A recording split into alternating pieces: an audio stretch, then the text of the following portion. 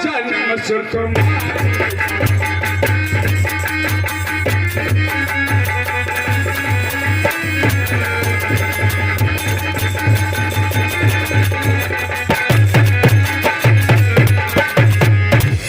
तो मेरे भैया रानी के इच्छा अनुसार ब्राह्मणों ने यज्ञ किया।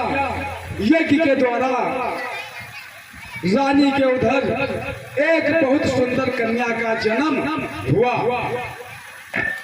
मनु महाराज ने कहा, महाराज मैंने तो यज्ञ लड़के के लिए कराया था और तुमने तो लड़की का जन्म दिया। कहा ठीक है, ये तो हम मानते हैं कि लड़का से लड़की का फल दोना होता है, फिर भी इतना सोचो प्रभु का सिंहासन तो सुना है, जो कोई दीपक जलाने वाला ना हो तो राजा आते हैं यज्ञ स्थल को। मनु महाराज ब्राह्मणों से कहते हैं, भूप ने कहा है महाराज ये क्या महिमा दिखलाई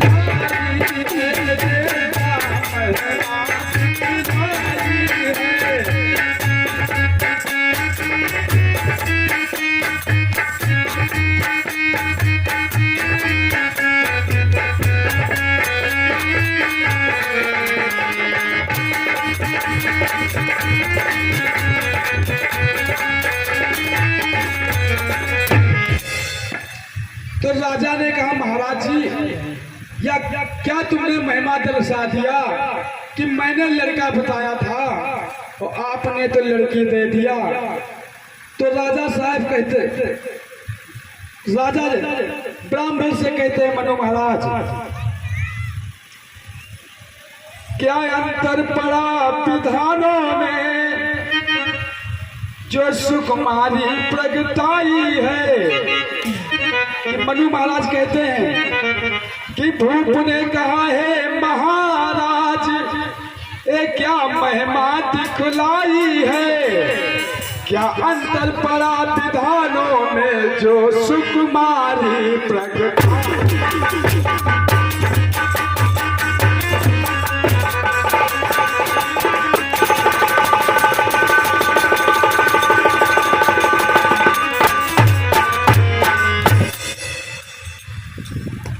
ब्राह्मण जी कहते हैं कि महाराज मेरे मंत्रों में तो कोई कसर नहीं आई है, ये तो रानी की इच्छा के अनुसार कन्या का जन्म हुआ है।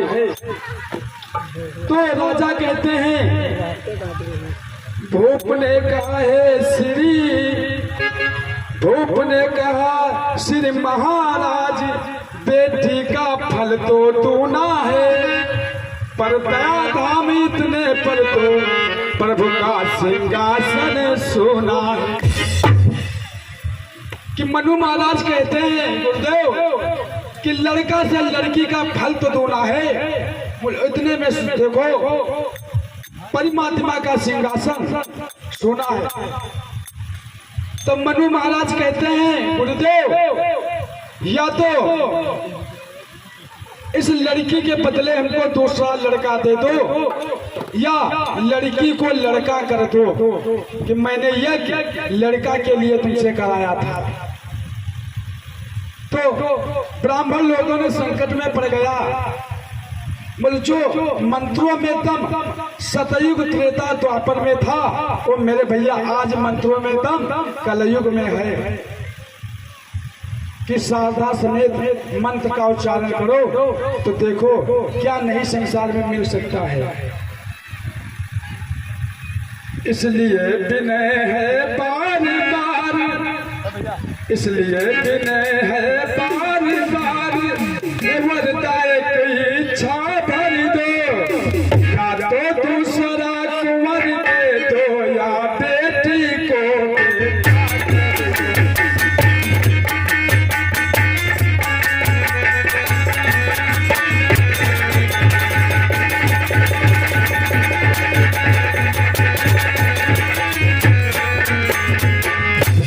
मनु महाराज कहते हैं यदि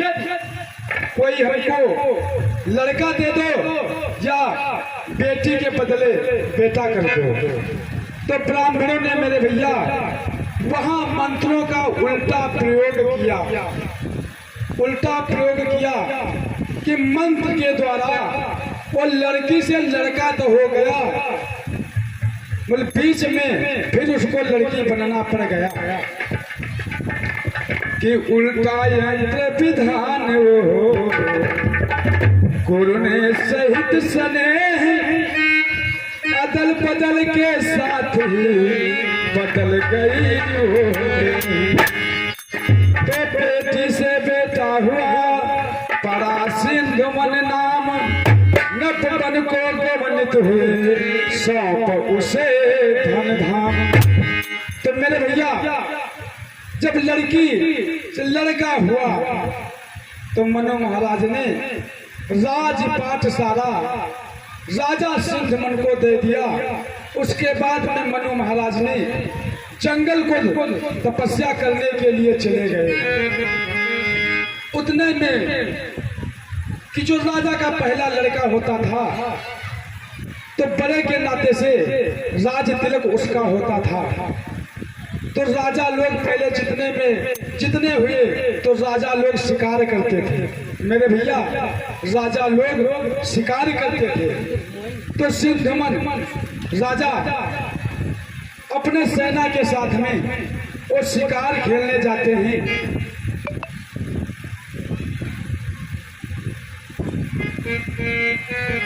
तो शिकार खेलते खेलते भैया अंबिका विपिन के पास पहुंच जाते हैं। वह अंबिका विपिन का मतलब ये है यदि कोई नर जाता है वहां पे तो नर से नारी बन जाता है।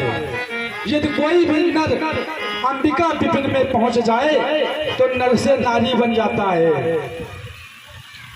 नभ सिंधमन उस विपिन में करने गया शिकार, करते हैं शंकर जहां गिरजा सहित विहार। तो मेरे भैया वहां भगवान शंकर के अलावा कोई जंगल में रुक नहीं पाता था। वो शिकार खेलते खेलते जिस जंगल को प्रवेश किया तो नर से नारी बन गए। अंबिका विपिन में जाते ही, अंबिका विपिन में जाते ही नर से नारी बन जाता है।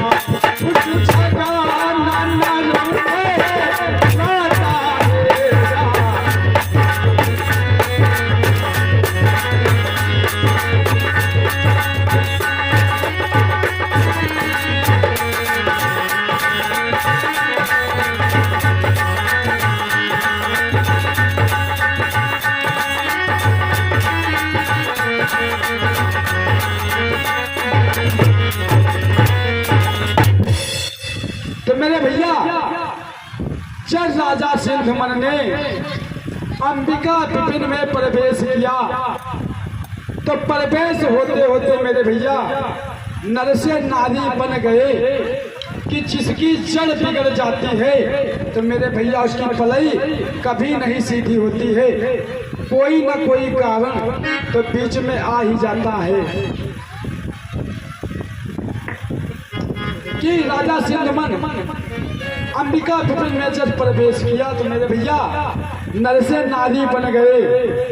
अब राजा सिंधमन मन में विचार करते हैं कि घर को जाएं तो कौन सा मुंह लेकर जाएं कि मैंने तो राजा के नाते से शिकार खेलने आया था, अब तो मैं नारी भेष में आ गया और साथी जितने थे वो भी सब नारी बन गए।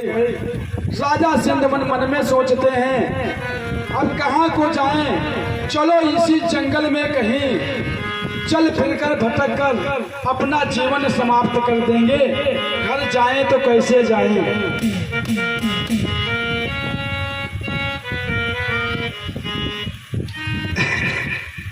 अब तो वो सारे मनमौजी, अब तो वो सारे मनमौजी थे मन ही मन में।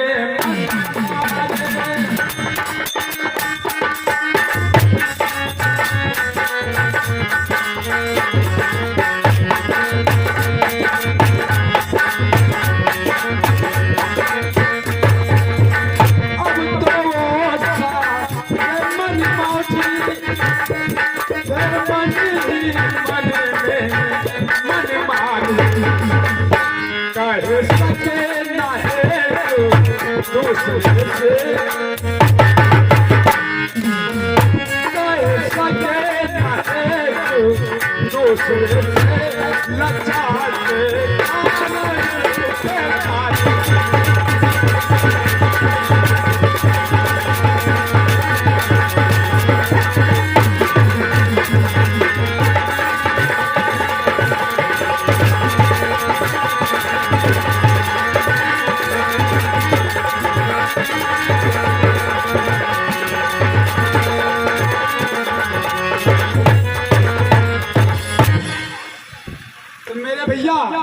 सिंधवन मन में विचार करता है कि अब कौन सा मोकर लेकर राजा बनकर राजनगरी को जाएंगे, तो वहां देखने वाले क्या कहेंगे। इसीलिए यहाँ चल फिरकर कहीं भी जीवन अपना समाप्त कर दो। बोल अंबिका में के पड़ोस में बुद्ध जी महाराज का आश्रम बना था, कुटिया पड़ी थी। वहां पे सोचा धीरे धीरे चलते चलते सोचा कहीं जंगल में चल फिरकर मर जाएंगे या कहीं कोई आश्रम बना लेंगे। ये इस भाभी पर रोता था, आगे भाभी थी खड़ी हुई,